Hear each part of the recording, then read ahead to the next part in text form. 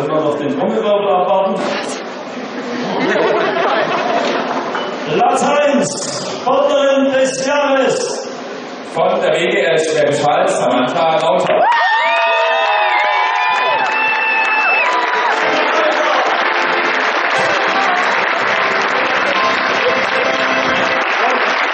Von der WDR Schwäbisch Hall, herzlichen Glückwunsch, Samantha Lauter.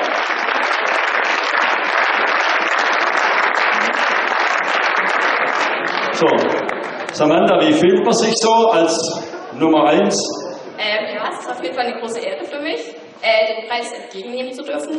Und bei der Gelegenheit will ich mich auch nochmal für alle Wähler bedanken, die mich da tatkräftig unterstützt haben. Und ja, ich freue mich einfach. Und jetzt habe ich noch ein kleines Geschenk. Das kommt aus Berlin. Der Beifall galt hier.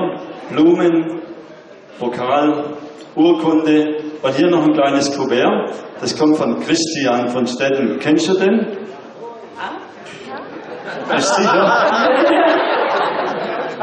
Also, ja, sie kennt ihn, aber sie ist sich nicht sicher. Okay, habe ich so richtig übersetzt. Der Christian von Stetten ist Bundestagsabgeordneter in Berlin und er lädt dich ein nach Berlin.